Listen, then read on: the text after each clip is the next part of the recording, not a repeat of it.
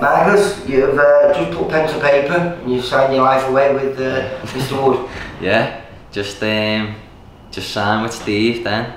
Ready to start my pro journey, can't wait to get started. Well, I don't know too much, but I know you're 20 years old. Yeah. So at 20, what's made you decide to go pro? I wasn't really in the amateur side, I wasn't really on the path to GB.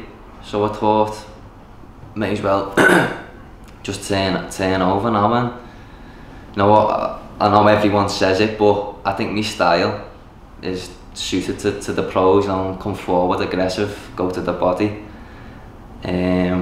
Which sometimes in 3 rounds. Yeah, it doesn't really pay dividends really. So yeah, just think I'll be suited to it. I know I live the life as well. So what amateur club are you at? The Rotunda, ABC. Alright. Yeah, good gym, like one of the best in the country. And the Smith brothers was just saying. Yeah, the Smith brothers. Yeah, you've got the Smith brothers, Bellew, Joe Selkirk, loads of others. Is it Rotunda? Am I right? Is that the one? Like I went down Stanley Road down to the Rydell gym, and am I right? There's about 5 or 6 boxing clubs, all within walking distance. Yeah. So you've got, like as you've just said, the Rydell, you've got the Rotunda, the Solly, the Everton Red Triangle. They're all like within a few hundred metres of each other. So it's a boss like, obviously as you know, Liverpool's a boxing city, but that just shows how. Well, now let's see how you say this. And well, as an amateur, then did you win your regional, the Cheshire Merseyside? Yeah, I won 2 national titles, an English title. Got silver in the Tri-Nations, and I think I won Merseyside and Cheshire 5 times. Not too bad, then. Yeah, not bad, like, not bad. No, because normally I'll say to the lads from Liverpool, you know, what have you done anything? No, because they've not won anything national. They'll go, but I've been the area champion like 5, as if it's nothing. Because you win an area champion in Manchester or Liverpool, it's a tough thing to win. Yeah, I'd say like, definitely it's got to be one of the hardest in the country to win. Probably like Merseyside and Cheshire and probably London, in my opinion, are probably the hardest to win. In my day, you were our rivals, because if you were in the national competition, East Lancashire would fight West Lancashire, and so you always have to do it, always went that way. Now it's different because you all get put into a pot once you've won your regional area, you know, you get drawn out. And it's not North West champion on what you. No, that's what I mean. So you also, which is better really. Yeah. Because sometimes there's always that one guy that's got that one guy who could have been in the final as well. You know, but instead he met him in the first round. Too early. Maybe, like I say, a bit fair that way. But I do miss the rivalry, because you know, it's always nice to beat your local rivals, because it's better to talk. Yeah. So what do you hope for in the pro game then? To be honest, I hope to go to the top. You know, I wouldn't do it otherwise. You know, it's a hard sport. I know what it takes to get to the top, you know, a lot of sacrifices and hard work, but you know, I'm willing to do it, and I want to go to the top of the game. I wouldn't do it otherwise. You know, it takes over your life, so. And we was talking about, you know, your weight before, and what weight you might be fighting at, but then again, we've got to take into consideration you're 20 years old, so I don't think that's a major issue at present. But what do you expect to be fighting on your debut? Yeah, on my debut I'll probably do lightweight. I think I'll campaign as a lightweight, but you know, my coaches reckon I can get down to super feather, which, you know, I'll try. Maybe I can, I don't know. But yeah, because obviously the training's different as a pro as well. Yeah. Doing twice a day, you're doing your strength conditioning, so maybe I'll. Well, as an amateur, and obviously clashed off as a top amateur, as an amateur, how many training sessions a week would you? Like I was doing 2 a day. To be honest, I trained every day as an amateur, which was probably, looking back, a bit wrong. I wouldn't rest. Yeah. Because I'd be like dead paranoid, thinking, oh, I need to keep working. So I'd get up before school, about 6 in the morning, go on like a 4-mile run, come home, eat, go to school, come home, go to the gym, again, come home, eat, and then. So probably your last few years as an amateur, you were training like a pro anyway? Yeah, I probably was. Yeah, well I was doing 2 a days every day. But now that I've started with Declan and Joe, I realised what I was doing wrong. I was just running. Wasn't doing no strength training. Wasn't doing like no like specific stuff for boxing, no like sprints and stuff like that. I was just doing 4 miles every day, repetitive. But now I've started with Joe and Zach and they showed me. And I presume you'll be mixing all that up as well, you know? Yeah. If you're preparing, it sounds like you were preparing for 10 rounds when you're only doing 3. Well, like what it was. That's the thing early on in your career, to be training for the fights that you're going to be having. It's not good training like you're a 10 round fighter when you're fighting 4 rounds. You're going to lose the fight. Well, I used to watch, love watching all like the old fighters. So like I'd like watch like documentaries on them or like read up on them. See like, you know, Rocky Marciano and like Jake LaMotta, people like that, and he'd run like he'd run like 8 miles every day. So I was like, oh, I've got to do that. You know what I mean? But now looking back, as you've just said, I was an amateur. I was only doing 3 rounds, so maybe it never like. That's where the sprints come in useful, don't you? Yeah, definitely. So like maybe it wasn't. So really, this is what you've been dreaming of then? Yeah, definitely. Since you first put a glove on? Definitely, yeah. And how old were you when you first put a glove on? Well, I was big on me football. I was a decent little footy player, to be honest, as a kid. Why did you persuade him to do that? Yeah. There's more money in it, it's a lot easier. I know. Getting punched in the face. So I first went to gym just to like help me fitness more than anything. Yeah. For the football. Then I started enjoying it then.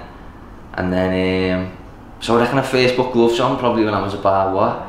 Yeah, 9, just messing about though, nothing serious. Then I started the gym.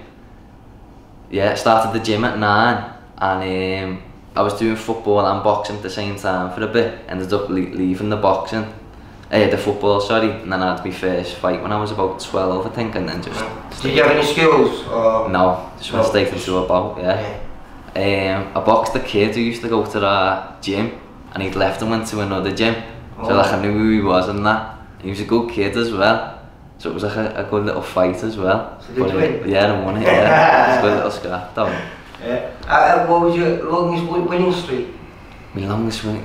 I don't know, you know. And did that put pressure on you as well? You know, when you start mounting up? It wasn't something to lose now. Yeah. I think I won my first 6 fights. And then I think my longest streak 7 as well. Did you know after you won those first 6 fights, did suddenly you was thinking you're a little bit invincible? Yeah. You know, because you do, don't you? Every time I'd won a national title as well. I won the schoolboys on like my 5th fight, I think. Oh no, my 6th fight. So I was like a schoolboy champion, undefeated, you know. Thought I was a bit of the boy, and then my fight after fought a kid from Manchester, and he'd won the schoolboys at the weight above, so I went up a weight to fight him, and we had a war. It was a boss fight, and he won. He got the decision, but it was a good little scrap. But it like brought me back down to the earth as well, though. Because like obviously winning the schoolboys and. Is there anyone that's boxing pro now that perhaps you boxed as an amateur? Akib. Oh, Akib Fears, yeah. I'm 1-1 with him. Oh, right. Yeah, 1-1 with him. Who else have I boxed? Well, I think Akib's quite well known now to the VIP because obviously he trains in the gym at the back here with Jamie Moore, and Jamie Moore speaks really, really highly of him. Yeah, and I filmed numerous occasions, you know, winning the North West region, which was always funny because it was only in the last few years that he was actually at the right weight when he first started. He won them all at 60 kg, didn't he? Yeah, from 11 years old all the to way up. 18. It's a cracking story.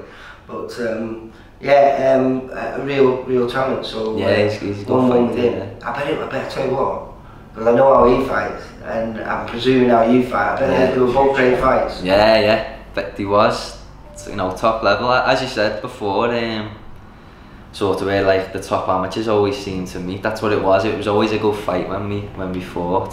So I think I won the first one and he won the second one on a split. How about that then? That could be a match. Yeah, down the line, definitely. Because they're talking super featherweight with him as well, you know what I mean? Yeah. So that could be that's what I mean. Yeah, who knows? British title fight.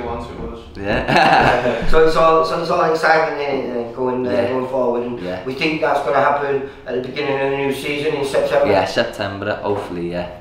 should have everything sorted by then. And obviously you fought amateur under Rotunda, and now you're going pro with them as well. Yeah, Declan O'Rourke and John McNally still. I'm turning the camera. Do you want to just run down deck? Do you want to just over there somewhere?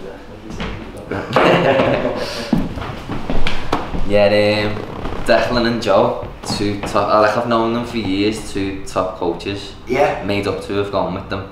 Do you think that's, because I think this is going to be what's benefiting British boxing further down the line.